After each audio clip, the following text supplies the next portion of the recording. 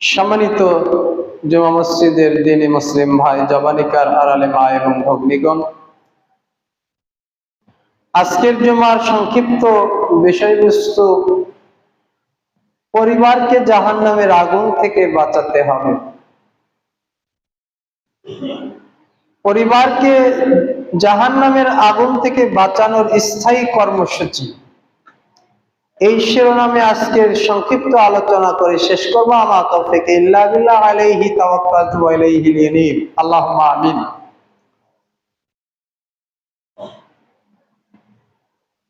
মহান আল্লাহ সুবহানাহু ওয়া তাআলা এই শিরোনামে বলেন, ইয়া আইয়ুহাল্লাযীনা আমানু কু আনফুসাকুম ওয়া আহলিকুম নারা।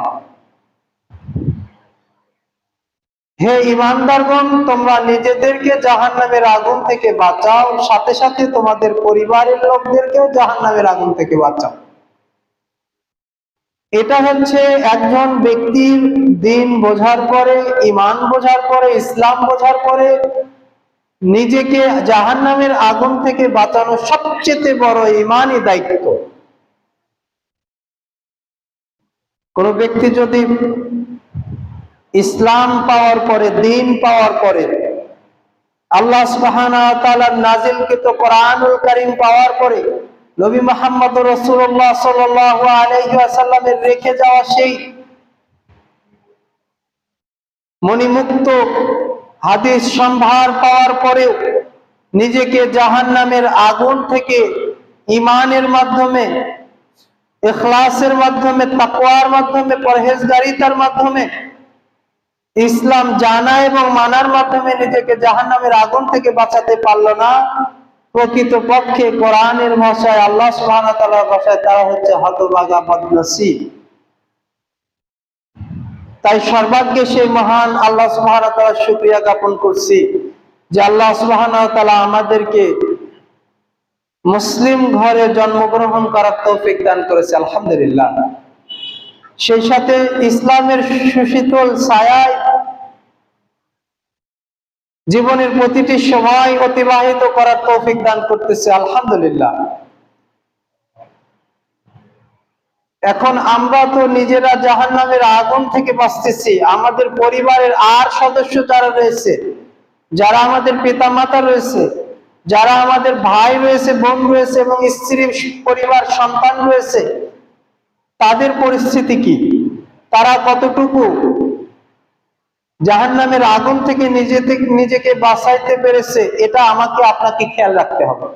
এই জন্য আল্লাহ সুবহানাহু ওয়া তাআলা সূরা তাহরিমের এই আয়াতের মধ্যে বললেন যে ইয়া আইয়ুহাল্লাযীনা আমানু, পৃথিবীতে তোমরা যারা বিশ্বাসী রয়েছো, আল্লাহ সম্পর্কে বিশ্বাস স্থাপন করেছো, মালাইকা সম্পর্কে বিশ্বাস স্থাপন করেছো, পরকাল এবং আল্লাহ রাসূল, নবী রাসূলগণের উপরে বিশ্বাস স্থাপন করেছো, আসমান থেকে যত কিতাব নাজিল হয়েছে কিতাব সমূহের প্রতি বিশ্বাস স্থাপন করেছো, এবং পরকালের জান্নাত, জাহান্নাম, ফুলসিরাতের উপরে বিশ্বাস স্থাপন করেছো, মিজান সম্পর্কে তোমরা ঈমান এনেছো যে আমাদের নেকি সমূহ মাপা হবে, নেকি যদি আমাদের বেশি হয় আমাদেরকে পুরস্কৃত করা হবে, আর নেকি যদি কম হয়ে যায় তাহলে আমাদেরকে তিরস্কার করে আমাদের পরিণতি হবে জাহান্নাম। এই যে পরকাল সম্পর্কে তোমরা ঈমান এনেছো এবং তোমাদের তাকদীরের ভালো এবং মন্দ সম্পর্কে তোমরা ঈমান এনেছো। তাকদীরের মন্দ ঘটে গেলে তোমরা বলো ইন্না লিল্লাহি ওয়া ইন্না ইলাইহি রাজিউন, আমরা আল্লাহর নিকট থেকে এসেছি এবং তার কাছে আমরা ফিরে যাব। আর যা কিছু ভালো ঘটে এই জন্য তোমরা সিজদায়ে শুকর আদায় করো, আলহামদুলিল্লাহ, সুবহানাল্লাহ, আলহামদুলিল্লাহ, আল্লাহু আকবার এবং আল্লাহর সিদ্দসানা তাসবিহ জ্ঞাপন করো। এই যে ঈমানের মৌলিক বিষয়গুলোর প্রতি ঈমান আনার পরে আমাদের যে দায়িত্ব তা হচ্ছে নিজেরা আমলে সালেহ করা।